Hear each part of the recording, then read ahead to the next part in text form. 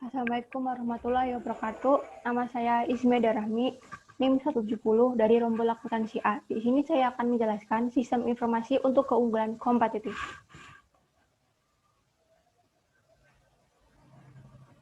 Perusahaan dan lingkungannya. Yang pertama, ada model sistem umum perusahaan, menampilkan seluruh arsitektur bagi seluruh jenis organisasi dalam bentuk sebuah sistem. Yang pertama ada aliran sumber daya fisik, yang kedua ada aliran sumber daya virtual, yang ketiga ada aliran sumber daya lingkungan. Yang pertama, aliran sumber daya fisik. Aliran sumber daya fisik berupa bahan baku, mesin, dan uang.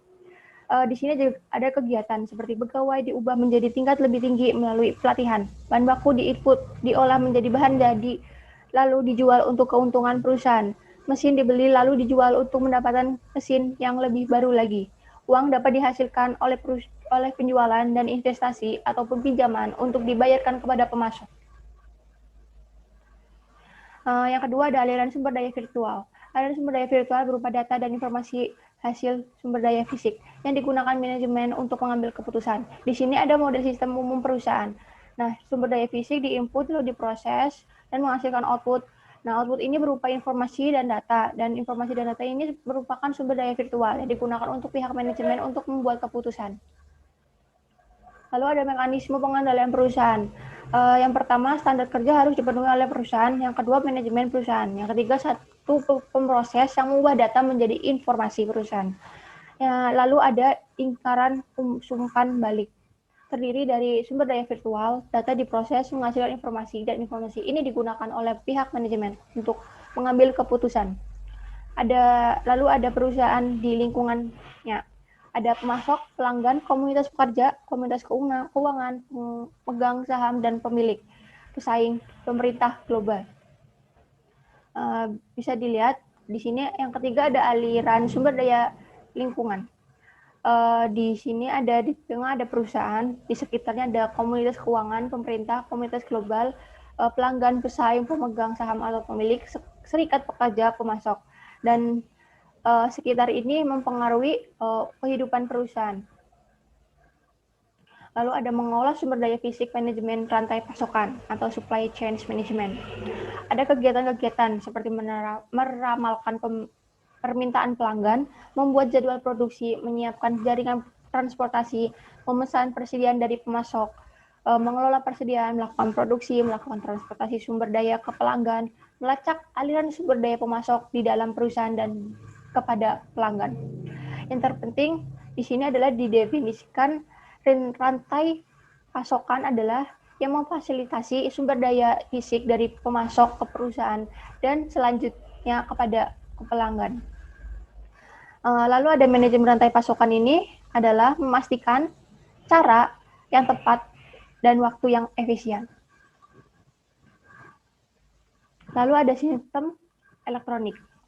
Sumber daya melalui rantai pasokan dapat dilacak secara elektronik. Setiap tindakan akan dicatat menggunakan terminal komputer yang terdapat di alokasi pemasok di dalam area penerimaan perusahaan di dalam kendaraan yang digunakan transportasi dan di lokasi pelanggan. Lalu ada manajemen rantai pasokan dan sistem perencanaan sumber daya. Manajemen rantai pasokan hanya satu sistem dari ERP. Penggunaan sistem ERP ini dari vendor yang sama oleh para anggota di dalam rantai pasokan akan membantu memfasilitasi aliran informasi rantai pasokan. Lalu ada keunggulan kompetitif. Ini mengacu pada penggunaan informasi untuk mendapatkan pengungkitan di dalam pasar. Di sini ada rantai nilai menurut Porter. Ada dua aktivitas pendukung dan aktivitas utama. Aktivitas utama terdiri dari barang masuk seperti bahan baku, lalu dioperasi atau diolah menjadi barang keluar atau barang jadi, lalu dijual dan dipasarkan. Nah, lalu ada aktivitas pendukung yang terdiri dari infrastruktur perusahaan, manajemen sumber daya manusia, pengembangan teknologi, pengadaan. Lalu ada memperluas ruang lingkup rantai nilai. Perusahaan dapat mengaitkan rantai nilainya kepada rantai nilai pemasoknya dengan mengimplementasikan sistem yang membuat sumber daya input tersedia bila dibutuhkan. Contohnya penggunaan JIT. Dengan pemasok untuk mengirimkan bahan baku sehingga bahan baku akan tiba beberapa jam sebelum di dalam proses produksi. Lalu ada dimensi keunggulan kompetitif. Ada keunggulan strategis, keunggulan operasional, keunggulan teknis. Keunggulan strategis ini keunggulan yang memiliki dampak fundamental yang membentuk operasi perusahaan. Keunggulan operasional, keunggulan yang berhubungan dengan transaksi dan pemrosesan sehari-hari. Keunggulan taktis, perusahaan dapat memiliki keunggulan taktis ketika perusahaan tersebut mengimplementasikan strategi dengan cara yang lebih baik dari pesaingnya. Lalu ada tantangan dari pesaing global. Perusahaan multinasional adalah perusahaan yang beroperasi lintas produk, pasar, negara, dan budaya, dan juga terdiri dari lingkungan dari induk perusahaan dan sekelompok anak perusahaan yang tersebar secara geografis, kalangan profesional dan staf pekerja di negara lain yang bersaing untuk pekerjaan yang sama seperti terjadi di negara tuan rumah juga dapat dianggap pesaing. Nah, terdapat kebutuhan khusus untuk tantangan dari pesaing global seperti kebutuhan khusus untuk pemrosesan informasi di perusahaan multinasional, kebutuhan khusus untuk koordinasi di perusahaan multinasional. Lalu ada tantangan mengembangkan sistem informasi global. Ada kendala politis.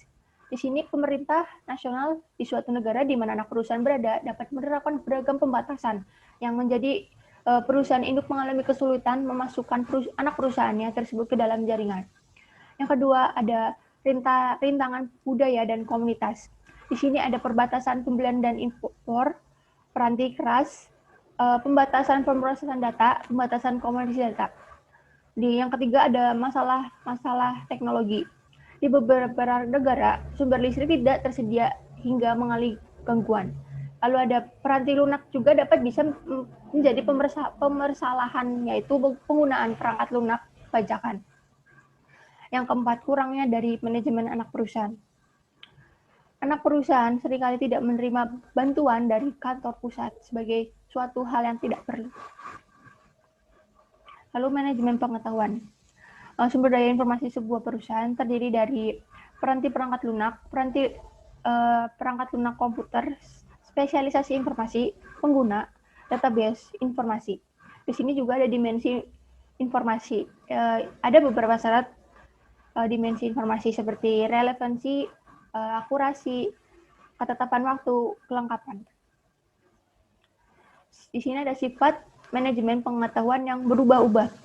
Sistem informasi warisan, mereka yang mengelola dan mengendalikan informasi sebuah perusahaan modern harus menyadari keterbatasan dari teknologi masa lalu. Nah, sistem informasi awal serta peranti lunak dan keras yang tidak sesuai atau hanya sesuai perisal dengan teknologi informasi terkini adalah sistem warisan. Lalu ada manajemen gambar. Di sini ada format-format umum manajemen gambar seperti JPG, TIF, dan WMF, BMP, dan GIF. Di sini ada perencanaan strategis untuk sumber daya informasi. Di sini ada tugas Chief Information Officer dan teknologi. Seperti meluangkan waktu dalam bisnis dan pelatihan bisnis, secara aktif mencari kemitraan dengan unit-unit bisnis, fokus pada perbaikan proses bisnis, menjalankan biaya-biaya IS dalam istilah bisnis, membangun kredibilitas dengan memberikan jasa IS yang dapat diandalkan. Lalu ada perencanaan strategis perusahaan. Rencana strategis untuk area bisnis. Di sini terdapat banyak rencana-rencana strategi yang saling mengaitkan dan menghubungkan. Rencana strategi sumber daya informasi, lalu ada rencana strategi sumber daya keuangan, lalu ada rencana strategi sumber daya manusia, ada rencana strategi sumber daya manufaktur, dan terakhir ada rencana sumber daya pemasaran. Thank you.